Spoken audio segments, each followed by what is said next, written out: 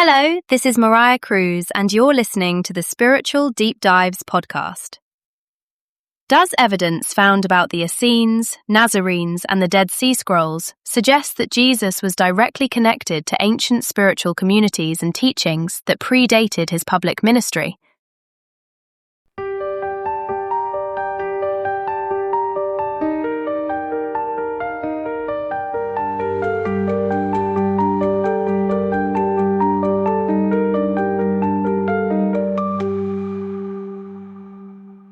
The story of Jesus didn't begin or end with the Gospels.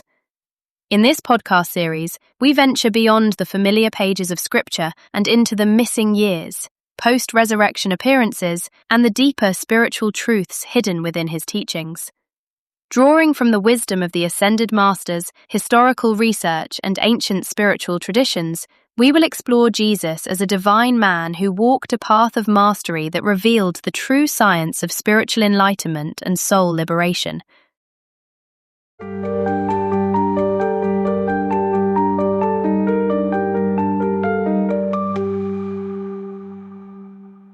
This series was researched and is presented by Joseph and Stephen Macchio, respected lecturers on ancient and modern spiritual teachings and authors of The Orthodox Christian Conspiracy. Be sure and check the show notes for links to the resources mentioned in this episode. So let's dive right in. Welcome to episode 9 of Uncovering the Spiritual and Historical Life of Jesus. And I'm Joseph Macchio. And I'm Stephen Macchio. So we were talking about the fact that there was an occupation by the Romans, and we were naming all these historical individuals so we can put this into a certain context. As Stephen was saying, although there was the occupation by the Romans, they did not necessarily interfere always with the rights of the various people of Israel. Sometimes they did, sometimes they didn't. Most of the time they did not. So we see Jesus going around, not necessarily threatened by the Romans, but by his own people, the Pharisees. We'll get to that later. So, as you were saying, there's also amount of controversy regarding the location of Jesus' family before he was born. So, we know the common tradition states that Jesus' family were from a small village called, quote, Nazareth. However, there's always a however in these things. Anytime you're going to talk about Jesus' life, we get ready for a lot of howevers. However what? Well, forever. However, and forever. Josephus, we just read Josephus, who's a Jewish historian. He lists all of the cities of Galilee. There is no mention of a Nazareth. So basically, Nazareth is a mistranslation. You should actually read Jesus the Nazarene. So Nazareth and Nazarene are two different things. So later on, after Jesus' life, there was dubbed a village named Nazareth. So who were the Nazarenes then? Right. Were the Nazarenes just people who came from Nazareth? They were actually an offshoot of a very large body of groups known, like say, generically as the Essenes or Essenians. Okay, you've heard of that. For instance, in the Acts of the Apostles, Paul is actually accused of being, quote, a ringleader in the sect of the Nazarenes, unquote. Does that sound like a village? Mm-hmm. Oh, that guy's from a village. We better go after him. Why is it called a sect? You see? So they missed that. Right. And these communities of Essenes and Nazarenes existed way before Jesus' birth. Because I believe, I think I'm correct here, that if you go all the way back, well, I know you're going to correct me if I'm wrong. Of course I will. He's always been correcting me for like 45, 50 years already. So. Anyway, if you go all the way back to the Old Testament, Samson was a Nazarene. Well, and yes. Yes. And part of this sect was to have that long hair. Yes. And sometimes you were able to tell the Nazarenes or different sects of the Nazarenes, there wasn't only one sect. Yes. By what they looked like, their hairstyle, and what they wore. Now, where did I go wrong? He was called a Nazarite. Nazarite, Nazarene. Come on, we're in the family. What I'm trying to say is that you were right. Oh. Anyway. I want you to write that down. I was right that time. Okay, now. In calling Jesus a Nazarene, it was understood, and everybody did understand it, that Jesus was what? An observer of the secret rites handed down for centuries from Moses, Samuel, and the school of the prophets, which are mentioned in the book of Samuel in the Bible, from Isaiah and from Elijah. So there was a tremendous lineage that did not necessarily always agree with the orthodoxy or the Orthodox temple. There is one particular writer called Victoria Lepage or Lepage, Lepage. She says that there was a village known as Nazarene, located east of the Sea of Galilee, east now, in the district known as the Hauran, Hauran. She states that the sect of the Nazarenes lived in that area, among other places. Now, in the Orthodox Christian Conspiracy, which Stephen and I wrote, there is a tremendous amount of information and quotes on the ancient sect of the Nazarenes, and if you read it, it has nothing to do with Orthodox Christianity. Right. They believe in hierarchies of various beings and so forth. So we're not going to get into that in detail, but we just want to point out that Jesus was associated with this. Whether he was a strict Nazarene or not, he was told he was put into that category. Now, Jesus' family, his parents and grandparents, Mary's parents, Joachim and Anna, and their parents were all Essenes. So this is amazing. This is important, very important information to understand. Subject. Right. I remember when the Essene Gospel came out, that was like a big deal. And it didn't even deal with some of these things at all. No. And it didn't really deal too much with the secret teachings. It talked more about how they lived and what they ate and health. Health kind of things. But there's much, much more to the Essene community than what was given forward in that book. Yes. And that particular book that Stephen is referring to, were those Gospels were found in the Vatican, if you can believe that. They were not found in, the desert. Right. So the Vatican allowed some information to come out because I think Essenes were being talked about and it was like a secret thing, like, who are the Essenes? And so the Vatican decided, let's throw them a bone and give them a book. Yeah. Sometimes they have to. So, okay, Jesus' family, nobody really understands that. They were all Essenes, but they were part of the group of the Essenes who lived in villages, cities, and towns. So not all of the Essenes were confined to one place, or they were not all celibate. Now, there was another group, as we know, who lived in Qumran by the Dead Sea. And the Dead Sea Scrolls, of course, were discovered there. This was a stricter monastic group with offices and levels of hierarchy according to the community rule. And of course, all of these documents, in terms of their hierarchy, what they have to do, what they cannot do, what they wear, what rituals, is all in the complete Dead Sea Scrolls in English. This is the Penguin edition.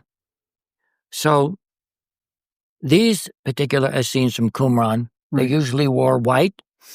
There was a long training period before the probationers were actually admitted into the congregation. And so we have a very, very fascinating situation regarding Qumran and these documents, because there was a leader of this particular group called the Teacher of Righteousness. The name of the teacher is not mentioned in the scrolls. He seems to have been persecuted, exiled, and perhaps even slain, and the allusions to the teacher in the documents are not always actually clear. So, the Teacher of Righteousness lived sometime, obviously, before Christ. There was a period when there was the takeover of Israel by the Syrian governors who came after Alexander the Great. That was called the time of wrath. It was like 390 years after the Babylonian captivity. So the documents do state that. And that's when the teacher of righteousness, which is also called a plant of righteousness, and he was persecuted by a so-called wicked priest, unnamed. But some authors have figured, well, there was a high priest called Onias, also named Joshua and Jason, Zadokite high priest of the Second Temple in Jerusalem, around 175 AD. Menelaus threw out this Zadokite high priest, Onias. He could be the wicked priest. Onias, or Joshua, flees to Egypt and actually builds a temple at Leontopolis, and installing a great golden orb as opposed to a menorah, which may be a connection, as the messenger has stated, with Akhenaten, who used the sun. So there might have been a connection between the Zadokite high priest, who may be the teacher of righteousness or who may not be the teacher of righteousness. So Menelaus throws Onias out. Then the Maccabeans in 167 BC revolt and throw out the Greek conqueror Seleucids and restores the Jewish state. Onias, or Joshua, returns from Egypt. He then leads a bunch of separatist priests who are disagreeing with the corrupt priesthood in Jerusalem out to Qumran, builds a separate community. So by 150, 140, 130, Onias then leads the teacher, if he is the teacher, leads these people to Qumran. And of course, there was tremendous amount of construction doing. They separated themselves out from the corruption. And according to one particular author called Robert Feather, he says that Onias was killed, or the teacher of righteousness, was in about 110 BC in either Egypt or where he may have fled to, or right in Qumran. So we're not saying this as an absolute, but this is give you a timeline of what could have happened and what was happening prior to Qumran and the struggles that were with the current priesthood. So Elizabeth the Clare Prophet has made a certain statement about the teacher. She was listening to a lecture by Mark Prophet talking all about the teacher of righteousness, all about the documents.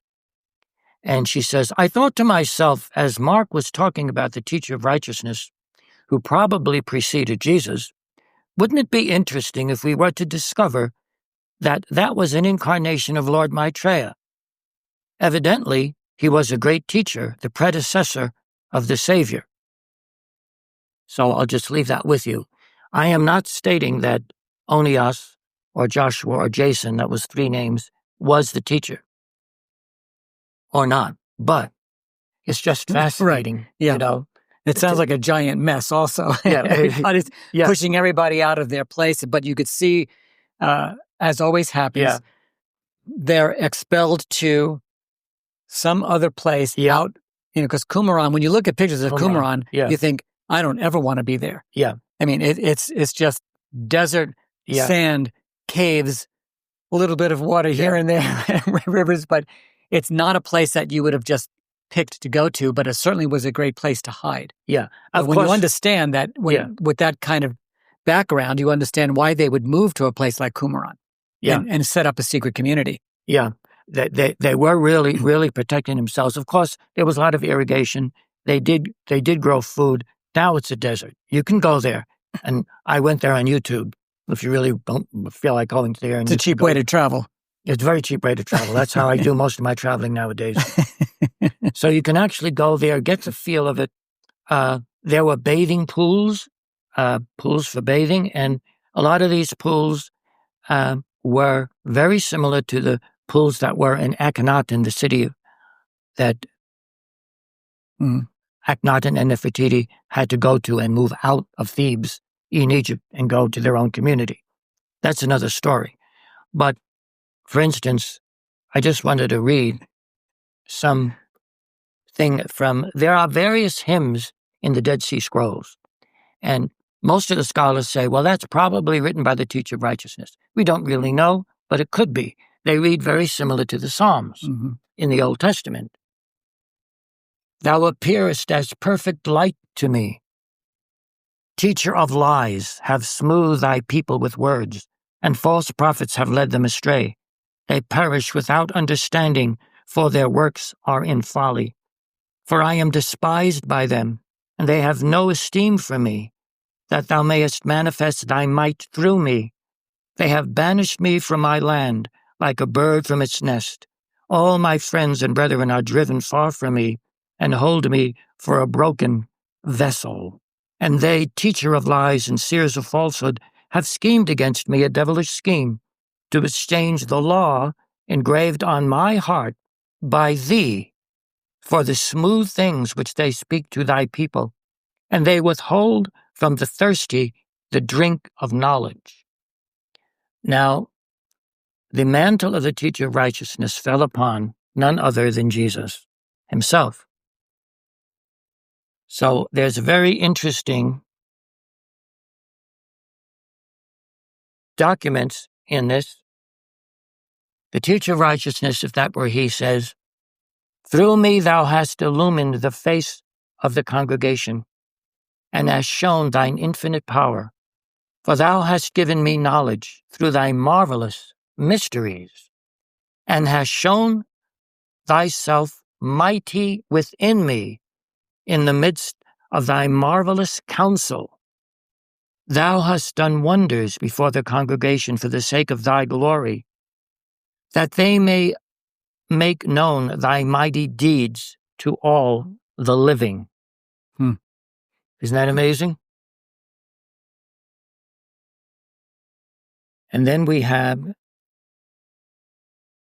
I, the Master, know thee, O my God, by the Spirit which thou hast given to me, and by thy Holy Spirit I have faithfully hearkened to thy marvelous counsel. In the mystery of thy wisdom thou hast opened knowledge to me, and in thy mercies thou hast unlocked for me the fountain of thy might. That's amazing at what is going on. And, the fountain of thy might is the light of the Divine Mother at the base of the spine. That's the fountain of thy might. So you get an idea that this teacher has been through much suffering. You know, it would be interesting to know who that was. Yeah. Now we also know that Mark and Elizabeth Clare Prophet both went to Qumran. Yes. Right. And at the time that they went there, the first Climb the Highest Mountain book was just printed. Yes. Correct? Right. Yes. And that was considered like the first book, the first major teaching of the Brotherhood. That was a history almost of. It goes into a lot of details and facts about. It goes all the way back to the origins of man, and it talks about the fall, and yes, it's like, in a sense, a small Bible. And this was the very first book, but it covers a lot of information. That was book 1 of Climb the Highest Mountain. So when they were in Qumran, there was a dictation, actually, given by Mother Mary in Jerusalem on September 30th of 1972. And this is what Mother Mary said in that dictation in regards to Qumran, and in regards to the Climb the Highest Mountain book that was just published, because they had that book with them when they were in Qumran. So Mother Mary says, quote, do you know, precious hearts, the angelic hosts who have assisted in the release of the Brotherhood that have come to be known as the Dead Sea Scrolls, the releases to the Essene community? Those angelic hosts have watched with great rejoicing as those same teachings which have now been brought forth in the everlasting gospel of God, Climb the Highest Mountain, have been spread abroad in the hearts and minds of those who are now reading that book. Isn't that amazing? So, it goes to show that the teachings of Jesus, the teachings that were around before Jesus, the teachings that came after Jesus, the teachings that were now given through Mark Elizabeth Clare Prophet, are not new. There's nothing really new about it. They are put in terminology that is to be understood for the age that you're in. Yes. Sometimes things are slightly changed for the evolution of the souls of the light bearers and where they're at and the understanding that they have. But that sometimes accounts, I think, for the memory that you may have, the soul memory that you have, because we were around during those times. Yes, and that's different too. When you hear the same teaching over and over again, the soul into itself says, oh yeah, I remember that. And it takes a while, and it might not always be an outer conscious memory, but you find yourself saying, that's interesting. I want to look into that. And I'm just saying that happened to a lot of us. It certainly happened to me, where I finally started getting answers to questions that I had all through my upbringing. And it wasn't something that I struggled with. I heard something and it said, immediately made sense. And I'm counting on the idea that, well, I've heard that before. Yeah. Yeah. Well, the book that Stephen has just mentioned in this quote, and Mother Mary's mentioned Climb the Highest Mountain, is actually published with a new title, The Path of the Higher Self. We now call it the Climb the Highest Mountain series of 9 volumes. But this is the first book that Mark and Elizabeth were reading at Qumran with a different cover. It didn't have this cover, and the title was Climb the Highest Mountain. This is the Path of the Higher Self. It's the same exact book. Nothing has been changed. So the documents found at Qumran are published, as I have said, in the complete Dead Sea Scrolls in English. Portions of the Book of Enoch were also found at Qumran, as well as the Book of Jubilees. And the Qumran Essenes produced their own literature. They interpreted the Essenes. They interpreted the Hebrew scriptures in the light of current events. And that's exactly what the masters have been doing for the last 50 years or 60 years. They will take the Old Testament and they will say, this applies to today, because we know that all those forces have reincarnated. Whether they be good or evil, these forces have reincarnated. For instance, there's a war scroll found at Qumran called the War of the Sons of Light against the Sons of Darkness. Now, many scholars have said, well, the Sons of Darkness are the people that didn't believe according to them. So they're sons of darkness, because the Essenes were so rigid that anyone that didn't believe in them, they're dark. Well, we know what the sons of darkness means, and we know what the sons of light means. And we've talked about the fallen angels and the 2 evolutions that are currently on this planet. So there is the commentary on the prophecy of Habakkuk from the Old Testament, and that's where it is stated, this is the teacher of righteousness that they're talking about now in this thing. This is how the Essenes are interpreting the prophet Habakkuk, which came, he lived hundreds of years before, but they're taking the prophecies and statements of Habakkuk and saying, this now relates to the wicked priest and to the teacher of righteousness, and it's all in here, and I'm not going to go on and read that because it's just more reading. It takes so much. But just to let you know that that's what they were doing, and, this was not any, easy street. It was definitely a struggle. So therefore, these Essenes believed and taught that the fallen angels and the Watchers took incarnation on earth in very ancient times. You find this in the Book of Jubilees. You find this in the Book of Enoch. And we will get back to the Book of Enoch, because the whole Book of Enoch has been republished by Elizabeth Clare Prophet, and it's now titled under the name of Fallen Angels and the Origins of Evil. So they studied apocalyptic texts.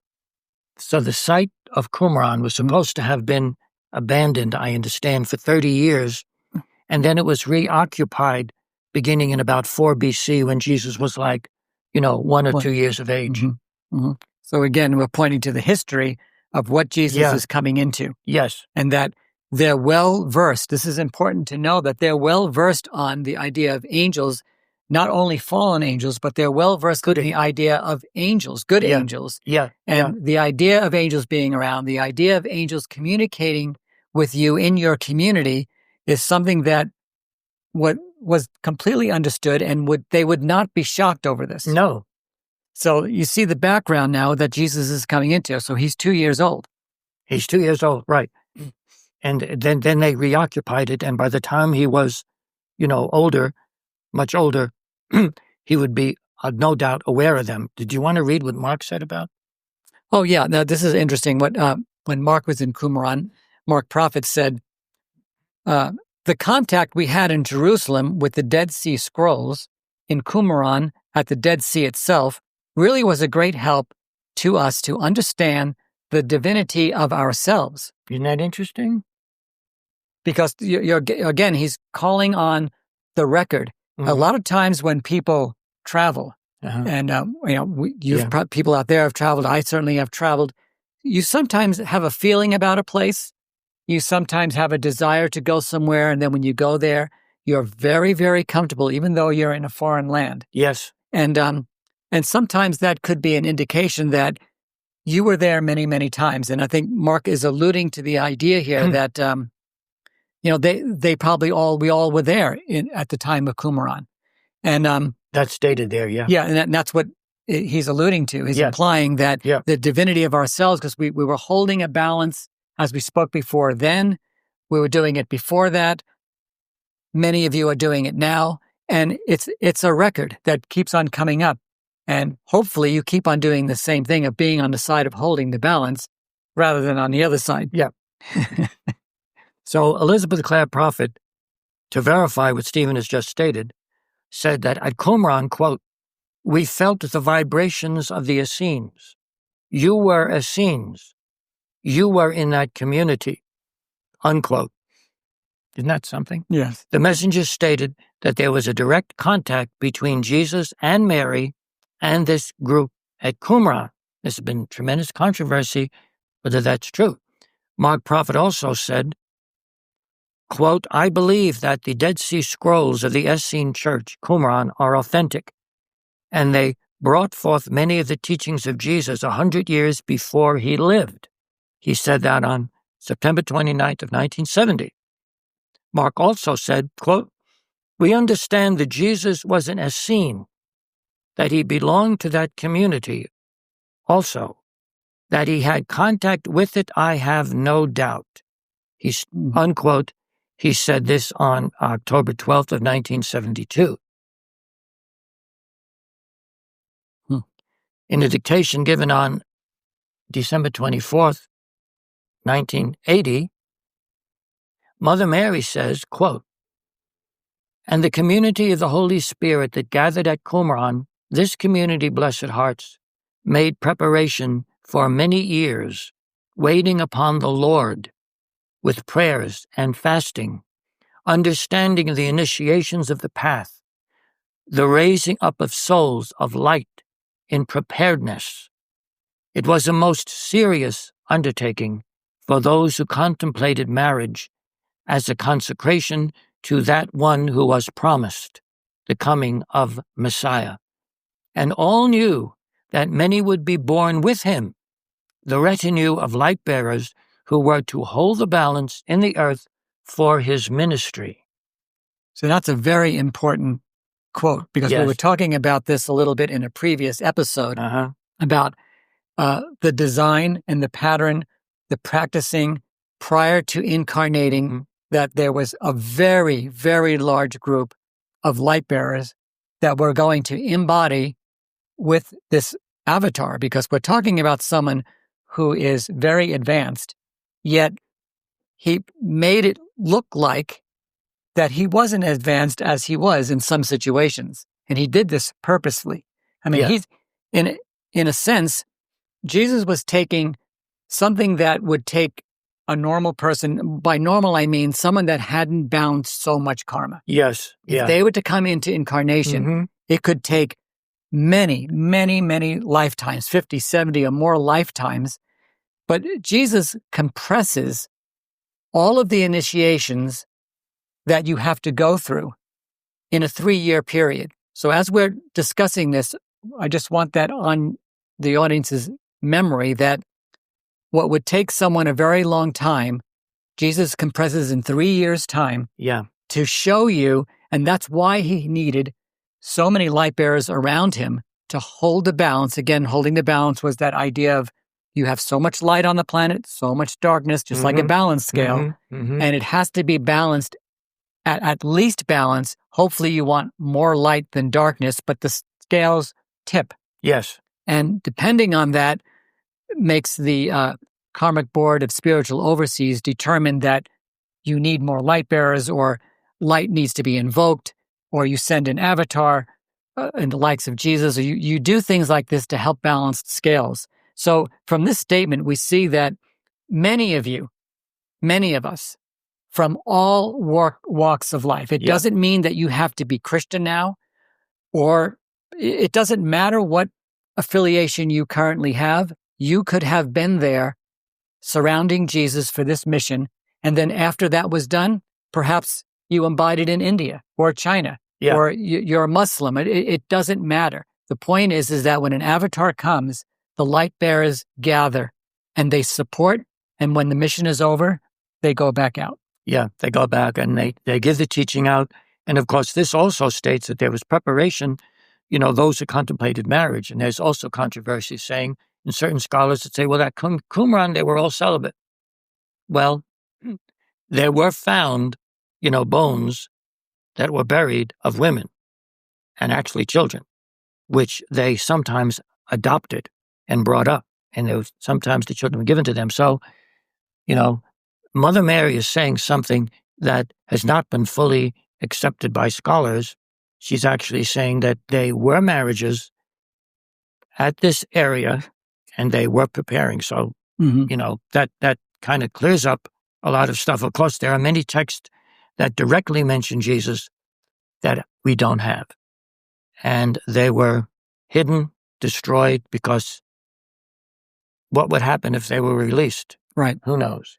So this might be a good place to stop before we continue with the Essenes at Mount Carmel, which is another gathering place. Another gathering place. So you're getting the idea that they're everywhere and that this teaching is everywhere, and everyone is very well prepared for the coming of the Messiah. Yeah. So we'll end here and we'll pick up next time. Thank you for watching. Thank you.